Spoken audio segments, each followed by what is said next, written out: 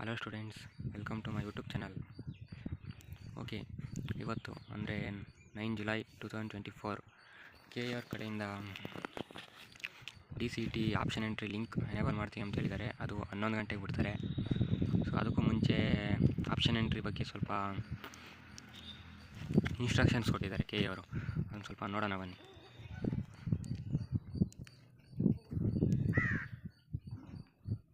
Okay, ನಿಮಗೆ ಕಾಣ್ತಾ ಇದೆ ಇಲ್ಲಿ ಅನ್ಕೊತೀನಿ. ಇಚ್ಛೆ ಅಥವಾ ಆಯ್ಕೆಗಳನ್ನು ದಾಖಲಿಸುವ ಬಗ್ಗೆ ಮುಖ್ಯ ಸೂಚನೆ. ಮೊದಲನೇ ಸುತ್ತಿನ ಸೀಟು ಹಂಚಿಕೆಯ ಮೊದಲು ಅಭ್ಯರ್ಥಿಗಳು ದಾಖಲಿಸುವ ಇಚ್ಛೆ ಅಥವಾ ಆಯ್ಕೆಗಳ ಎಲ್ಲ ಸುತ್ತಿನ ಸೀಟು ಹಂಚಿಕೆಗೆ ಉಳಿಯುತ್ತದೆ. ಅಂದರೆ ನೀವು ಈಗ ಫಸ್ಟ್ ರೌಂಡಲ್ಲಿ ಎಂಟ್ರಿ ಮಾಡ್ತಿರಲ್ಲ ಚಾಯ್ಸ್ನ, ಅಂದರೆ ಯಾವ ಕಾಲೇಜ್ ಬೇಕು ಅಂತ, ಅವೇ ಸೆಕೆಂಡ್ ರೌಂಡಲ್ಲೂ ಅಥವಾ ಥರ್ಡ್ ರೌಂಡಲ್ಲೂ, ಸೆಕೆಂಡ್ ಎಕ್ಸ್ಟೆಂಡೆಡ್ ರೌಂಡ್ ಅಂತ ಕರೀತಾರೆ, ಆ ರೌಂಡಲ್ಲಿ ಕೂಡ ಅವೇ ಉಳಿತವೆ.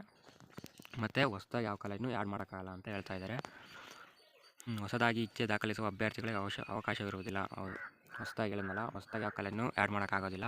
ಮೊದಲ ಸುತ್ತಿನ ಸೀಟು ಹಂಚಿಕೆಗೆ ಮುಂಚೆ ದಾಖಲಿಸುವ ಆಯ್ಕೆಗಳು ಅಂತಿಮ ಆಯ್ಕೆಗಳಾಗಿರುತ್ತದೆ. ನೀವು ಮೊದಲೇ ಸುತ್ತೇನೆಂದರೆ ಫಸ್ಟ್ ರೌಂಡಲ್ಲಿ ಎಂಟ್ರಿ ಮಾಡಿರ್ತೀರಲ್ಲ ಕಾಲೇಜಸ್ಸು, ಅವೇನೇ ಫೈನಲ್ ಆಗಿರ್ತವೆ ನಿಮಗೆ, ಅಥವಾ ಫೈನಲ್ ಆಗಿರ್ತವೆ. ಅಭ್ಯರ್ಥಿಗಳು ದಾಖಲಿಸಿದ ಮೊದಲ ಕ್ರಮಾಂಕದ ಹೈಯರ್ ಆರ್ಡರ್ ಆಯ್ಕೆಗಳನ್ನು ತೆಗೆದುಹಾಕಲು ಅಥವಾ ಕ್ರಮಾಂಕವನ್ನು ಬದಲಾಯಿಸಲು ಅವಕಾಶವಿರುತ್ತದೆ. ಅಂದರೆ ನೀವು ಎಂಟರ್ ಮಾಡಿರ್ತೀರ, ನಿಮ್ಗೆ ಯಾವುದಾದ್ರೂ ಫಸ್ಟ್ ರೌಂಡಲ್ಲಿ ಒಂದು ಕಾಲೇಜ್ ಸಿಕ್ಕಿರುತ್ತೆ ಅಂದ್ಕೊಂಡ್ರೆ, ಹೈಯರ್ ಆರ್ಡರ್ ಅಂದರೆ ಅದು ಮೇಲಿರೋ ಕಾಲೇಜಸ್ಸು, ಕೆಳಗಡೆ ಇರೋವೆಲ್ಲ ಡಿಲೀಟ್ ಆಗಿರ್ತವೆ. ಅದ್ರ ಮೇಲಿರೋ ಕಾಲೇಜಸ್ಸು ಡಿಲೀಟ್ ಮಾಡೋಕ್ಕೆ ಅಥವಾ ರೀಅರೇಂಜ್ ಮಾಡೋಕ್ಕೆ ಅಥವಾ ಆರ್ಡರ್ ಮಾಡೋಕ್ಕೆ ನಿಮಗೆ ಅವಕಾಶ ಇರುತ್ತೆ ಅಷ್ಟೇ. ಅದು ಬಿಟ್ಟು ಯಾವುದೇ ಬೇರೆ ಕಾಲೇಜನ್ನ ಆ್ಯಡ್ ಮಾಡೋಕ್ಕೆ ಅವಕಾಶ ಇರೋದಿಲ್ಲ. ಮತ್ತು ಹೊಸದಾಗಿ ಯಾವುದಾದರೂ ಕಾಲೇಜು ಅಥವಾ ಕೋರ್ಸುಗಳು ಸೀಟ್ ಮ್ಯಾಟ್ರಿಕ್ಸ್ಗೆ ಸೇರ್ಪಡೆಯಾದಲ್ಲಿ ಮಾತ್ರ ಹೊಸದಾಗಿ ಆಯ್ಕೆಗಳನ್ನು ದಾಖಲಿಸುವ ಅವಕಾಶ ಕಲ್ಪಿಸಲಾಗುವುದು. ಅಕಸ್ಮಾತ್ ಈಗ ಯಾವುದಾದ್ರೂ ಸೀಟ್ ಮ್ಯಾಟ್ರಿಕ್ಸಲ್ಲಿ ಯಾವುದಾದ್ರೂ ಹೊಸದಾಗಿ ಕಾಲೇಜ್ ಅಥವಾ ಕೋರ್ಸು ಅಥವಾ ಸೀಟ್ನ ಆ್ಯಡ್ ಮಾಡಿದ್ರೆ ಮಾತ್ರ ನಿಮಗೆ ಹೊಸದಾಗಿ ತಿರ್ಗಾ ಎಂಟರ್ ಮಾಡೋಕ್ಕೆ ಕಾಲೇಜ್ಗೆ ಹೊಸದಾಗಿ ಕಾಲೇಜ್ ಸೆಲೆಕ್ಟ್ ಮಾಡೋಕ್ಕೆ ಬಿಡ್ತಾರೆ. ನೆಕ್ಸ್ಟ್, ಇಚ್ಛೆ ಆಯ್ಕೆಗಳನ್ನು ಆದ್ಯತಾ ಕ್ರಮದಲ್ಲಿ ದಾಖಲಿಸುವ ಬಗ್ಗೆ ಹಣಕಾಸು ಸೀಟ್ ಹಂಚಿಕೆ ಹಾಗೂ ನಂತರ ಕ್ರಮಗಳ ಮೊದಲು ಸುತ್ತಿನ ಸೀಟು ಹಂಚಿಕೆಗೆ ಹಾಗೂ ಹಂಚಿಕೆಯ ನಂತರ ವಹಿಸಬೇಕಾದ ಕ್ರಮಗಳ ಬಗ್ಗೆ ವಿವರಗಳನ್ನು DCT 2024 ಮಾಹಿತಿ ಪುಸ್ತಕದಲ್ಲಿ ನೀಡಿದ್ದು, ಅಭ್ಯರ್ಥಿಗಳು ತಪ್ಪದೇ ಓದಿ ಮನನ ಮಾಡಿಕೊಳ್ಳಲು ಸೂಚಿಸಿದೆ. ಅಂದರೆ ನೀವೇನಾದರೂ ಇನ್ಫಾರ್ಮೇಷನ್ ಬೇಕಾದರೆ DCT 2024 ಮಾಹಿತಿ ಪುಸ್ತಕ ಅಂದರೆ ಇನ್ಫಾರ್ಮೇಷನ್ ಬುಕ್ ಅಂತ ಅದು ಫಸ್ಟಿಗೆ ಬಿಟ್ಟಿರ್ತಾರೆ. ಅದು ಅಪ್ಲಿಕೇಶನ್ ಆಗೋಕ್ಕಿಂತ ಮುಂಚೆಲೇ ಬಿಟ್ಟಿರ್ತಾರೆ. ಅದು ಅಫಿಷಿಯಲ್ ಲಿಂಕ್ ಹಾಕಿರ್ತೀನಿ ನಾನು ಡಿಸ್ಕ್ರಿಪ್ಷನಲ್ಲಿ, ಹೋಗ್ಬಿಟ್ಟು ನೋಡ್ಕೊಳ್ಳಿ. ಅದು ಬಿಟ್ಟರೆ ಅವರು ಬಿಟ್ಟಿರೋ ಟೈಮ್ ಟೇಬಲ್ ಪ್ರಕಾರ ಸೀಟ್ ಮ್ಯಾಟ್ರಿಕ್ಸ್ ಮತ್ತು ಶುಲ್ಕದ ವಿವರಗಳು ಮತ್ತು seat matrix fees. Seat matrix ಬಿಟ್ಟಿರೋದು 4ನೇ ತಾರೀಕು ಸೀಟ್ ಮ್ಯಾಟ್ರಿಕ್ಸ್ ಬಿಟ್ಟರೆ. ಓಕೆ, ಆಯ್ಕೆಗಳು ದಾಖಲಿಸುವ ಆದ್ಯತೆ option entry in the order of priority. ಅಂದರೆ ಆಪ್ಷನ್ ಎಂಟ್ರಿ ನಿಮಗೆ ಮಾಡೋಕ್ಕೆ ಯಾವಾಗ ಬಿಡ್ತಾರೆ ಅಂದರೆ ಇವತ್ತು, ಅಂದರೆ 9/7/2024 11 ಅಲ್ಲಿ AM ಅಂತ ಹಾಕಿಲ್ಲ, ಸಾರಿ, ಅವ್ರು ಹಾಕಿಲ್ಲ, ಮಿಸ್ ಮಾಡಿದ್ದಾರೆ. ಬಟ್ ಅದು 11 AM ಬಿಡ್ತಾರೆ. ಅಂದರೆ ಇವತ್ತು ಬೆಳಿಗ್ಗೆ 11 ಗಂಟೆಗೆ ನಿಮಗೆ ಆಪ್ಷನ್ ಎಂಟ್ರಿ ಮಾಡೋ ಲಿಂಕ್ ಎನೇಬಲ್ ಆಗುತ್ತೆ. ಮತ್ತು ಅದು ಎಲ್ಲಿವರೆಗೂ ಇರುತ್ತೆ ನೋಡಿ, ಇಲ್ಲಿ ಕ್ಲಿಯರಾಗಿ ಮೆನ್ಷನ್ ಮಾಡಿದ್ದಾರೆ.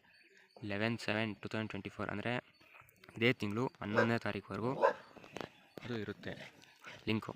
ಸೊ ಯಾರೂ ಆತರ ಪಡಬೇಡಿ, ನಿಧಾನವಾಗಿ ಇನ್ನೊಂದು ಸಲ ಯೋಚನೆ ಮಾಡಿಬಿಟ್ಟು ಕಾಲೇಜ್ನ ಯಾವ್ಯಾವ ಹಾಕಬೇಕು ಅಂತ ಹೇಳ್ಬಿಟ್ಟು, ಪ್ರಿಯಾರಿಟಿ ಯಾವ್ದು ಹಾಕಬೇಕು ಅಂತ ಹೇಳ್ಬಿಟ್ಟು ಯೋಚನೆ ಮಾಡ್ಕೊಂಡು, ಇನ್ನೂ 2 ಡೇಸ್ ಟೈಮ್ ಇದೆ ನಿಮಗೆ ಹಾಕೋಕ್ಕೆ. ಸೊ ನಿಧಾನವಾಗಿ ಯೋಚನೆ ಮಾಡ್ಕೊಂಡ್ಬಿಟ್ಟು ಆಪ್ಷನ್ ಎಂಟ್ರಿ ಮಾಡಿ. ಅದು 11/7 ಅಂದರೆ ಇನ್ನೂ 11 ಜುಲೈ 2024 11 AM ಅಂದರೆ ಬೆಳಗ್ಗೆ 11 ಗಂಟೆವರೆಗೂ ಇರುತ್ತೆ. 11ನೇ ತಾರೀಕುವರೆಗೂ. ಹಣಕಾಸು ಸೀಟ್ ಹಂಚಿಕೆಯ ಫಲಿತಾಂಶ. Publishment of mock seat allotment result.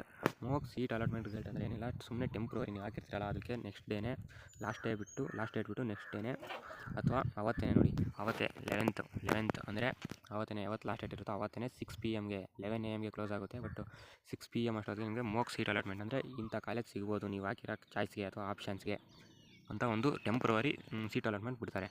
ಅದರಲ್ಲಿ ಏನಾದ್ರು ನಿಮ್ಗೆ ಸೀಟ್ ಸಿಕ್ಕಿದರೆ add modifier reorder or delete the options. ಅಂದರೆ ನಿಮಗೆ ಮೋಕ್ ಅಲಾಟ್ಮೆಂಟ್ ಅಂದರೆ ನಿಮ್ಗೆ ಒಂದು ಸೀಟ್ ಸಿಕ್ಕಿರುತ್ತೆ, ಆ ಸೀಟ್ನ ನಿಮಗೆ ಇದು ಬೇಡ, ನಿಮ್ಗೆ ಬೇರೆ ಕಾಲೇಜ್ ಸಿಗಬೇಕು ಅಂದ್ಕೊಂಡ್ರೆ ಅದನ್ನ ರೀಆರ್ಡರ್ ಮಾಡ್ಬೋದು ಅಥವಾ ಡಿಲೀಟ್ ಮಾಡ್ಬೋದು ಆಪ್ಷನ್ಸ್ನ, ಅಥವಾ ಮಾಡಿಫೈ ಅಂದರೆ ಚೇಂಜ್ ಮಾಡ್ಬೋದು ಅಥವಾ ಆ್ಯಡ್ ಮಾಡ್ಬೋದು ಬೇರೆ ಕಾಲೇಜಸ್ನ. ಅದಕ್ಕೆಲ್ಲ ಟೈಮ್ ಯಾವಾಗ ಬಿಡ್ತಾರೆ ಅಂದರೆ ಅವತ್ತೇ, ಯಾವತ್ತು 11/7/2024 ಟು 13/7/2024 13ನೇ ತಾರೀಕುವರೆಗೂ ಇರುತ್ತೆ. 11ನೇ ತಾರೀಕಿಂದ ಅದು 13ನೇ ತಾರೀಕು 11 ಗಂಟೆ ಬೆಳಗ್ಗೆಗೆ ಕ್ಲೋಸ್ ಆಗುತ್ತೆ.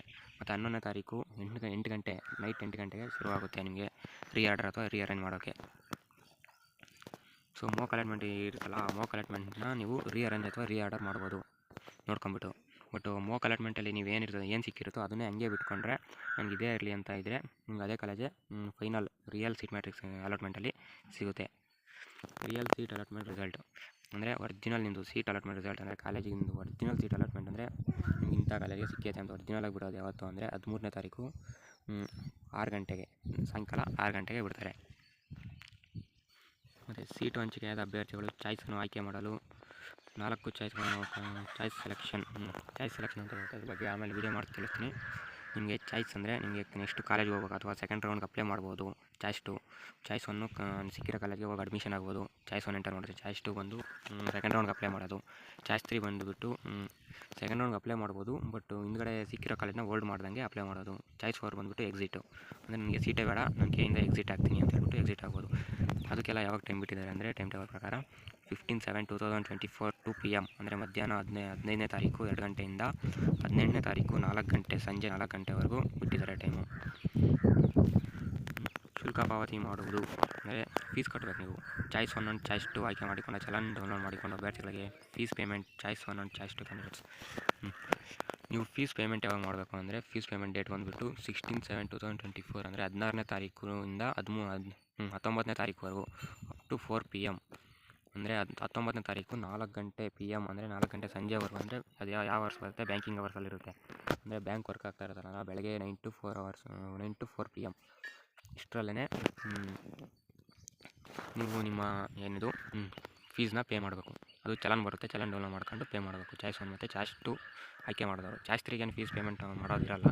ಚಾಯ್ಸ್ 3 ಯಾಕೆ ಮಾಡಿದ್ರೆ ಸೆಕೆಂಡ್ ರೌಂಡಲ್ಲಿ ಪೇ ಮಾಡಬೇಕು. ಪ್ರವೇಶ ಪತ್ರ ಡೌನ್ಲೋಡ್ ಮಾಡಿಕೊಳ್ಳುವುದು ಚಾಯ್ಸ್ 1 ಆಯ್ಕೆ ಮಾಡಿ ಶುಲ್ಕ ಪಾವತಿ ಮಾಡಿದ ಅಭ್ಯರ್ಥಿಗಳಿಗೆ ಮಾತ್ರ. ಅದಕ್ಕೆ ಡೇಟ್ ಯಾವಾಗ ಬಿಟ್ಟಿದ್ದಾರೆ ಅಂದರೆ 16/7/2024 to 19/7/2024.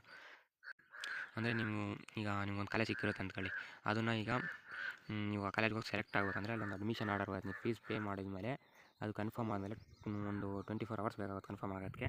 ಆನ್ಲೈನಲ್ಲೇ KV ಅಫಿಷಿಯಲ್ ವೆಬ್ಸೈಟಲ್ಲೇ ಬಿಟ್ಟಿರ್ತಾರೆ, ಒಂದು ಆಪ್ಷನ್ ಎಂಟ್ರಿ ವೆಬ್ಸೈಟಲ್ಲೇ ಆಪ್ಷನ್ಸು.